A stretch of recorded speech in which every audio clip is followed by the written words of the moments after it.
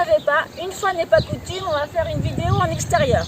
Pas n'importe quelle vidéo, une vidéo sur le romancier Gustave Flaubert qui a donc écrit Madame Bovary. Donc là vous voyez Emma Bovary, mais le vrai titre du roman c'est Madame Bovary.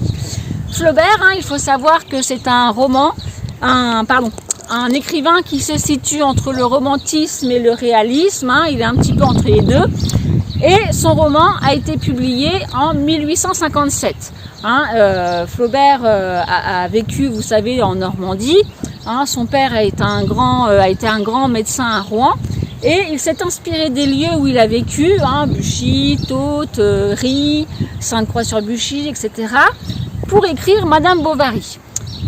Madame Bovary en 1857 n'a pas beaucoup plu. Il a eu un procès, il a été acquitté, mais il a eu un procès pour atteinte à la morale publique et à la morale religieuse, parce que son cher personnage Emma Bovary n'est pas très catholique si je puis dire. Alors, que raconte cette œuvre ? Tiens d'ailleurs, une œuvre qui possède le nom du personnage, qui tient le titre du personnage, s'appelle un roman éponyme. C'est bon à savoir aussi ça. Alors que raconte Madame Bovary de Gustave Flaubert ? Eh bien, nous découvrons une jeune provinciale, une jeune Emma Rouault, de son nom de jeune fille, qui vit chez son père, dans une ferme plutôt aisée, et qui rêve du prince charmant. Pendant toute son enfance, jusqu'à ses 15 ans, elle a lu beaucoup de romans, sur des romans à l'eau de rose, qu'on appelle ça aujourd'hui, où l'homme vient chercher la femme et lui fait vivre une vie formidable. Elle rêve, d'aller à Paris, de vivre les bals, d'aller au bal, d'aller à l'opéra, etc. Et un jour, dans sa ferme, il y a ce cher médecin, Charles Bovary, qui vient pour soigner son père. Et là, elle se dit, oui, un médecin, pourquoi pas ? Et il se marie, parce que lui, il était vieux garçon, une jeune fille comme ça, qui tient une ferme plutôt aisée, c'est une bonne occasion. Donc Charles et Emma se marient. Bon, c'est un mariage moyennement heureux, puisque Emma s'embête vite, elle se rend compte que la vie avec ce médecin est plutôt misérable, il n'y a pas d'aventure, il n'est pas aventurier, rien du tout. Donc elle prend un premier amant, qui s'appelle Léon Dupuis, sauf que ce cher Léon Dupuis a plutôt peur de cette Emma qui est très envahissante et préfère se consacrer à sa future carrière, peut-être à Paris, mais de toute façon il va échouer. Donc c'est pas grave, elle continue sa petite vie, eux ils déménagent, de Tôtes ils vont à Yonville, ils vont dans les comices à Buchy, elle a une vie un petit peu pas très réjouissante. Et puis elle rencontre ce cher Rodolphe Boulanger. Rodolphe Boulanger, c'est un homme qui aime les femmes, qui aime bien vivre, qui chasse, qui a plusieurs exploitations, et qui a aussi une femme dans chaque château de village. Donc Et évidemment, il se fait la petite Emma Bovary qui n'attend que ça, d'avoir des petites aventures, des grandes aventures qui pourraient la faire évader. Sauf que ce Rodolphe Boulanger s'en fiche un peu d'Emma, il en profite, si vous voyez ce que je veux dire, et puis il la laisse. Alors bien sûr, elle retombe en pleine dépression, elle n'a plus d'aventure, elle n'a plus rien pour la faire rêver, sa vie est plate. Et elle, je vais faire bref, je résume un petit peu le roman. Et donc elle dépense des folies pour acheter des tenues magnifiques, des robes, elle se fait plaisir, elle sort beaucoup, elle s'achète beaucoup de choses pour évidemment compenser ce manque avec la vie. Et donc, avec ce Rodolphe Boulanger, elle tombe dans une grande dépression. Et pour remédier à cette grande dépression, j'ai failli vous quitter. Et pour remédier à cette grande dépression, elle s'achète, elle dépense des fortunes. Et son mari Charles, de toute façon, il est un peu bébête. Elle dépense des grandes fortunes pour acheter des robes, des toilettes. Attention, il y a une voiture qui va passer. Oula, ah là ça va finir dans le bêtisier. Il a emporté mon téléphone, mais c'est pas grave, on continue. Il y a une autre voiture, c'est l'heure de pointe. J'espère que je vais pas me faire arrêter par la gendarmerie, car hier je me suis pris une amende. C'est pas grave, passons. Donc nous revenons à ce cher Rodolphe Boulanger qui a profité d'Emma, de la faiblesse psychologique d'Emma. Emma s'est ruinée en essayant de compenser son manque d'affection. Et finalement, elle se suicide à l'arsenic. Hein. Elle va chez un pharmacien, le fameux Homé, c'est un personnage qu'on va parler dans 5 minutes.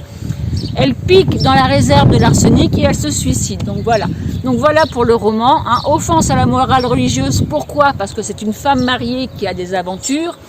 Et puis aussi, elle se suicide. Hein. Le suicide est interdit dans la religion. Et offense à la morale publique, puisque ça pourrait aussi donner des idées aux jeunes femmes bien mariées, aux jeunes filles hein, qui voudraient suivre l'exemple d'Emma Bovary. Bref. Donc, pourquoi je m'intéresse à ce roman? Parce que je me suis dit peut-être que Flaubert est misanthrope. Que veut dire misanthrope? Misanthrope vient du grec miso qui veut dire détester, il y a du vent, et de anthropo qui veut dire homme. Peut-être qu'il n'aimait pas beaucoup les hommes, en effet. D'écrire Madame Bovary, oui, c'est vraiment l'heure de point. On va sur BFM. Donc, pourquoi je ne sais plus ce que je voulais dire, ça m'énerve, ça m'agace, c'est comme en cours. Pourquoi peut-être Flaubert serait misanthrope? Peut-être parce qu'en décrivant une vie aussi plate qu'Emma Bovary, ce n'est pas terrible. Et puis elle ne vit que dans elle oscille entre dépression et puis euphorie. Hein, on pourrait peut-être appeler ça aujourd'hui un personnage bipolaire, mais ça n'existait pas au 19e siècle. Il y a des études qui sont sorties et qui diraient qu'il a décrit une femme plutôt de cet ordre-là. Après, nous avons le cher Léon Dupuis, hein, qui est un piteux amant qui ne s'intéresse pas vraiment à Emma et qui ne pense qu'à sa carrière. Et puis nous avons un deuxième homme aussi, Rodolphe Boulanger, qui est plutôt ce qu'on appellerait aujourd'hui un coureur de jupons. Passons, il y a d'autres mots, mais je n'ai pas envie de les dire dans la vidéo, ce ne serait pas correct. Nous avons aussi le mari d'Emma, Charles Bovary, qui est plutôt un médecin peu ambitieux hein, et qui rate tout, toutes ses opérations il les rate. Hein, ça fait déjà 3 hommes et une femme pas terribles dans ce roman. Et puis il y en a un dernier, le pharmacien, que j'en ai parlé tout à l'heure, qui s'appelle Homé, hein, qui vient du latin homo, hein, les noms chez Flaubert sont toujours travaillés, et qui signifie l'homme, et peut-être représente l'homme en général. Ce pharmacien Homé est très très bête, très avare, très ambitieux, hein, il profite des gens pour réussir dans la vie, et il profite aussi de l'ignorance, de l'incompétence de Charles Bovary pour évoluer dans la société. Il profite aussi d'Emma Bovary. Enfin, c'est l'homme par excellence qui n'a pas un bon fond. Donc voilà pourquoi je voulais vous parler d'Emma Bovary, du roman Madame Bovary. Non seulement les joies du direct. Donc non seulement parce que Madame Bovary est un roman qui se passe en Normandie, ce qui est plutôt sympa pour nous. Et puis pour vous parler un petit peu de ce roman que vous pouvez suivre aussi dans les lieux en Normandie, hein, notamment les halles de Buchy où se passe un comice dans ce roman. Voilà, j'espère que cette vidéo vous aura plu, hein, ça change un petit peu.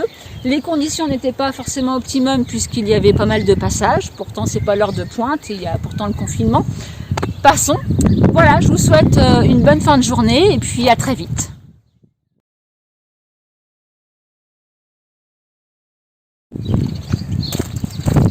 J'essaye un truc. Eh oui, une fois n'est pas coutume, nous allons faire une vidéo en extérieur, nous allons étudier Madame... Qu'est-ce qu'il y a, Juliette? On dirait Madame Connasse, là. Oh. Eh oui, pour une fois, nous allons faire une vidéo en extérieur, nous allons étudier Madame Bovary de Gustave Flaubert. Vous savez c'est un Normand, qu'il a fait tout son... Qu'est-ce qu'il y a? Pourquoi tu t'es pas assis comme...